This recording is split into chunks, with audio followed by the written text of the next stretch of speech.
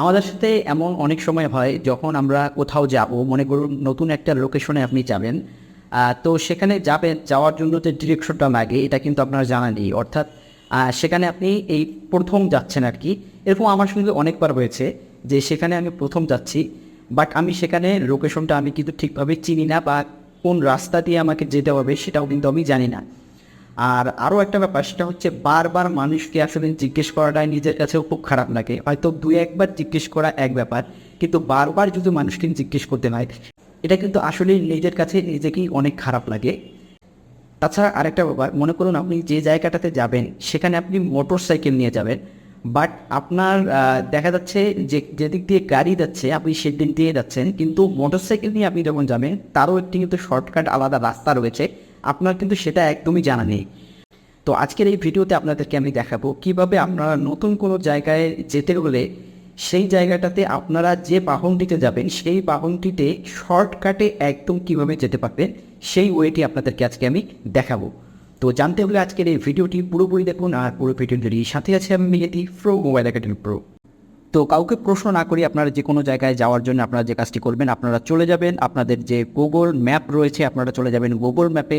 Google ম্যাপে যাওয়ার পরে সর্বপ্রথম আপনারা যে কাজটি করবেন, এই যে দেখতে পাচ্ছেন এখানে একটি হোয়াট আইকন রয়েছে, আপনারা ক্লিক করবেন এই হোয়াট আইকনে।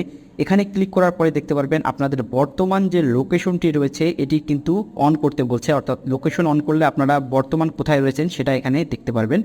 তো এটি অন করা মাত্রই বর্তমান আমি যে লোকেশনে রয়েছি সেই লোকেশনটি কিন্তু এখানে দেখাচ্ছে। এখন কথা হচ্ছে আমি এখান থেকে যেখানে যাব, অর্থাৎ মনে করুন আমি বর্তমান রয়েছি রংপুরের একটি জায়গায়, এই জায়গায় থেকে আমি আরেকটি জায়গায় যাব।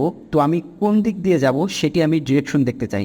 তো এর জন্য আমি যে কাজটি করব, সেই যেখানে হোয়াট আইকনটি ছিল তার নিচে দেখতে পাচ্ছেন একটি অ্যারো কি রয়েছে, আমি ক্লিক করলাম এই অ্যারো কিতে। এই অ্যারো কিতে ক্লিক করার পরে একদম দেখতে পাচ্ছেন উপরে লেখা রয়েছে ইয়োর লোকেশন এবং নিচে লেখা রয়েছে চুজ ডেস্টিনেশন, অর্থাৎ আপনি যেখানে যেতে চাচ্ছেন সেই এখানে জায়গাটি সিলেক্ট করবেন। তো আপনি যেখানে যেতে চাচ্ছেন সেই জায়গাটি এখানে টাইপ করবেন, টাইপ করলেই কিন্তু এখানে সাজেশনে চলে আসবে, বাস আপনি সাজেশনের উপর ক্লিক করবেন, সেটা কিন্তু এখানে শো করবে।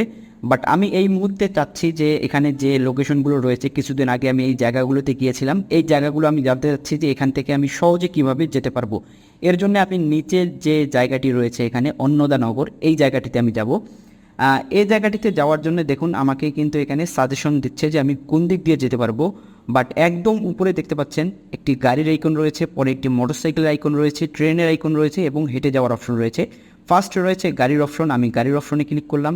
গাড়ির অপশনে ক্লিক করার পর আমাকে ডিরেকশন দেখাচ্ছে যে আমাকে কোন কোন রোড দিয়ে আমাকে গাড়ি নিয়ে যেতে হবে। একইভাবে আমি যদি চাই যে এখন আমি বাইক নিয়ে যাব, অর্থাৎ আমি যে রোডটি দিয়ে যাচ্ছি এর চেয়ে সহজে যেন আমি যেতে পারি আর একটু কম যদি হয় রাস্তাটা, সেক্ষেত্রে দেখুন এখানে একটি জিনিস দেখাচ্ছে, যখন আমি গাড়িতে যাব তখন কিন্তু আমাকে 51 মিনিট লাগবে এবং 24 কিলোমিটার আমাকে যেতে হবে। তো এখন যদি আমি আপনার বাইকে যেতে চাই তো সেক্ষেত্রে কি করতে হবে, বাইকেও কিন্তু আমাকে সেম রাস্তা দেখাচ্ছে, অর্থাৎ এটার কোনো শর্টকাট রাস্তা নেই।